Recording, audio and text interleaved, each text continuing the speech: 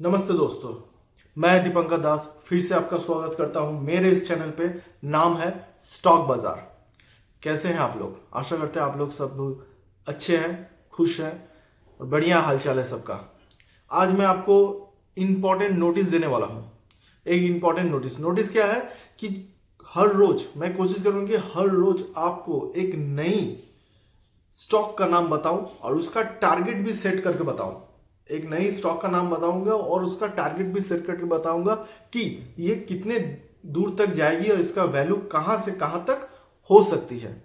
इसलिए मैं आपको एक इंपॉर्टेंट नोटिस इसलिए दे रहा हूं कि पहले से बता दे रहा हूं कि कल से या आज से अभी से नेक्स्ट शॉर्ट जितने भी आएंगे उसमें पोटेंशियल या प्रॉफिटेबल स्टॉक कौन सी है, इस नाम से हर रोज एक स्टॉक के बारे में मैं बताने की कोशिश करूंगा। लेकिन उससे पहले आपको दो तीन बातें बता देना चाहता हूं। पहली बात है कि कोई भी स्टॉक की मूवमेंट अगर वो तेज हो रही है, अगर वो तेज हो रही है या लॉस में जा रही है, उसके पीछे जो कारण या रीजन होता है वो सिर्फ एक होता है, वो है न्यूज।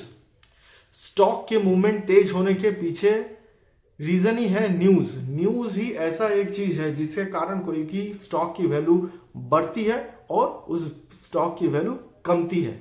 तो आप न्यूज हमेशा फॉलो कीजिए, मुझे फॉलो कीजिए। मैं हमेशा कोशिश करूंगा कि जितनी जल्दी हो सके आपको उस स्टॉक के बारे में न्यूज देने की कोशिश करूंगा। ये होगी। और इन्वेस्टमेंट, स्टॉक मार्केट में इन्वेस्टमेंट कई तरह के से होती है, जिसमें से एक होते हैं कि प्योर आप स्टॉक खरीद रहे हैं और बेच रहे हैं, लो में खरीद रहे हैं, हाई में बेच रहे हैं, प्रॉफिट उठा रहे हैं, चल जा रहे हैं। और एक होते हैं mutual fund, equity mutual fund.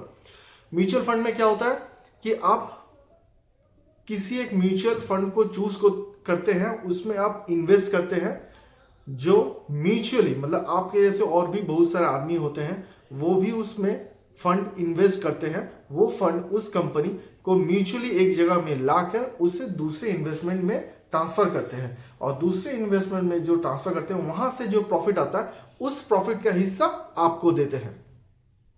दो तरीके का इन्वेस्टमेंट हो गया। जो स्टॉक इन्वेस्टमेंट है, स्टॉक इन्वेस्टमेंट में वो आपका रिस्क हो गया, और जो म्यूचुअल फंड का जो रिस्क है वो कंपनी का रिस्क हो गया। लेकिन उसमें भी आपको देखना पड़ेगा कि वो कंपनी का रिटर्न कैसा है, कंपनी का बैकग्राउंड कैसा है, कंपनी कितना प्रॉफिट में चल रही है, क्योंकि कंपनी अगर प्रॉफिट में चलेगी तभी आपको वो रिटर्न दे पाएगी। ये मैं हर रोज जो कुछ भी बोलूंगा, हर रोज जो प्रॉफिटेबल स्टॉक के बारे में जो आपसे बात करूंगा, या जो कोई भी स्टॉक के नाम मैं आपको सजेस्ट करूंगा या बोलूंगा, उसको आप लेना नहीं लेना वो आपका निजी मामला है। लेकिन आपको मैं एनालाइज करने के लिए बता रहा हूं। अपने वॉच लिस्ट में रखिए, देखिए उसका मूवमेंट क्या हो रहा है, मैं सही हूं या आप सही है या क्या हो रहा है, उसको आप एनालाइज करके देख सकते हैं।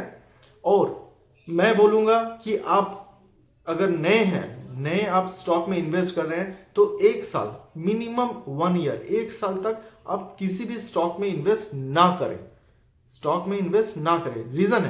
रीजन यही है कि आप एक साल तक देखिए मार्केट का मूवमेंट क्या है।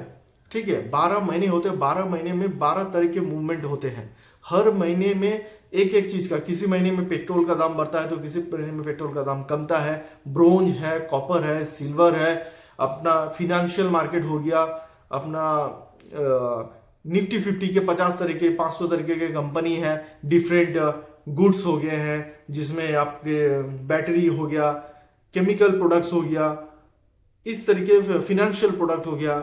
तो इस तरीके डिफरेंट सेक्टर है जो हमेशा बढ़ते हैं कमते हैं। जैसे आप इजी सिंपल तरीके से अगर लेना चाहते हैं तो पेप्सी कोका कोला का लीजिए, वरुण बिवरेज।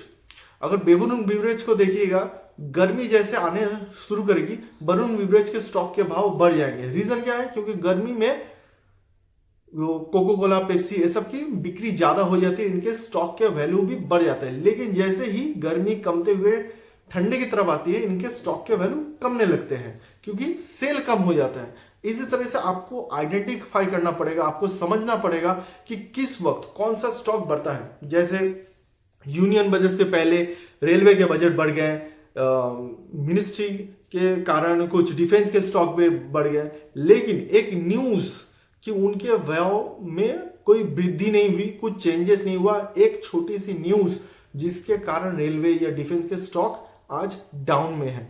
तो न्यूज यहां पर बड़ा फैक्टर हो रहा है। तो आपको वो चीज समझना होगा। आप एक साल तक आप लगे रहिए, आप देखिए, समझिए कि किस वक्त कौन सी स्टॉक का मूवमेंट तेज उधरता है। इलेक्ट्रिसिटी गुड्स हो गया, तो सब कब क्या मूवमेंट होता है वो आपको समझना पड़ेगा। इसके लिए आपको मिनिमम एक साल देना पड़ेगा। एक साल में डिफरेंट डिफरेंट थिंग्स आते हैं, जैसे शादी के मोमेंट हो गया, शादी के मोमेंट, दिवाली के मोमेंट में सोने के दाम बढ़ते हैं। तो उस समय बढ़ने पर जो ज्वेलरी के स्टॉक मार्केट है, जो गोल्ड के स्टॉक मार्केट्स हैं, उसके भाव में वृद्धि होती है। ये आपको समझना पड़ेगा।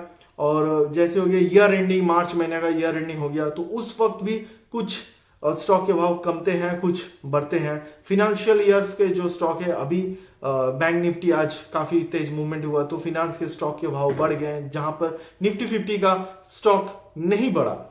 तो ये आपको समझना पड़ेगा। लेकिन जब मार्च महीने आएगा, जब ईयर एंडिंग आता है, तो उस समय फिर फिनांस में खूब भाव डोल निकलने आता करते, कुछ के शेयर बहुत ही कम जाते हैं, फिर बढ़ते हैं।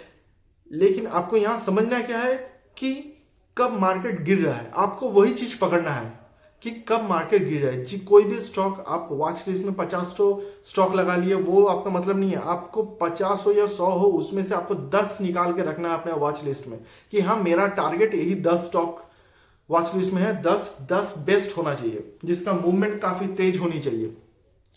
वो 10 स्टॉक में से आप फॉलो कीजिए कब उसकी डाउन होती है, कब उसका डाउनफॉल आता है, और उसका डाउन कितना जा सकता है नीचे, वो आपको देखना है।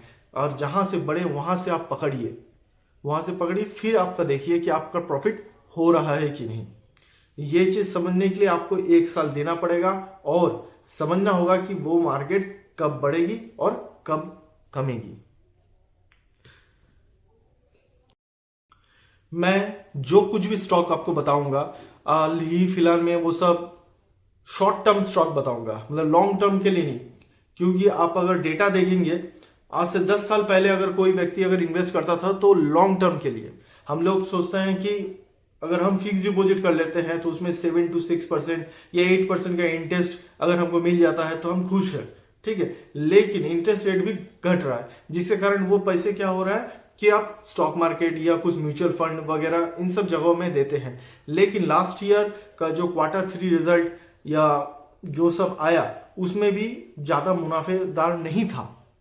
इसीलिए हम लोग स्टॉक में इन्वेस्ट करते हैं। स्टॉक में पहले तो इंडिया में 10-15 साल पहले अगर आप जाएंगे तो 40 to 45%, 50% ही आदमी स्टॉक में इन्वेस्ट करते थे। लेकिन आज वो रेशियो बढ़ के 70% तक आ चुका है, जिसके कारण क्या होता है कि नए जो यंग जनरेशन है वो लोग भी आ चुके हैं, तो उनके पास पेशेंस कम है। तो है पेशेंस कम होने के कारण कोई भी स्टॉक लॉन्ग टर्म के लिए नहीं बढ़ रहा है, बढ़ रहा है। आप एनालाइजिंग में दूसरे तरीके से दिखाऊंगा, स्क्रीन पे भी मैं आपको दिखाऊंगा कि वो स्टॉक लॉन्ग टर्म में नहीं बढ़ रहा है। 200, 500, 100, 1000 इतना का प्रॉफिट लेके फिर वो बैक साइड में आकर फिर वो डाउनफॉल में आ रहा है। तो ये सिचुएशन, ये मोमेंट आपको पकड़ना पड़ेगा। ये मोमेंट आपको समझना होगा कि आपको कितना प्रॉफिट चाहिए उसमें से, और कितना आपको किस टाइम घुसना है और किस टाइम आपको निकल जाना है। आप होल्ड पे मत रखिए, क्योंकि होल्ड पे रखेंगे तो वो आपको मौका नहीं देगा आपको प्रॉफिट निकालने के लिए। और यहां सबसे बड़ी काम होते हैं न्यूज। न्यूज हमेशा एक्टिव रहनी चाहिए। वो भी मैं आज का जो प्रॉफिटेबल स्टॉक है वो बताते वक्त मैं आपको दिखा दूंगा कि कहां से आपको न्यूज देखना है, कैसे समझना है और मूवमेंट कैसे पकड़ना है आपको, वो भी मैं आपको बता दूंगा। बस आज के लिए बस इतना ही। अगर आपका कोई भी सवाल हो, इसके बारे में कुछ जानना होगा, तो आप मुझे कमेंट बॉक्स में लिखिए। कोई भी स्टॉक के बारे में जानना है कि वो अगर मूवमेंट तेजी होगी या बढ़ेगी, आगे दिनों में इसकी क्या होगी, वो भी आप मुझे कमेंट बॉक्स में पूछ सकते हैं और मैं एनालाइज करके आपको दिखाऊंगा और बताऊंगा कि क्या होगा उसका। आज के लिए बस इतना है। धन्यवाद। जय हिंद।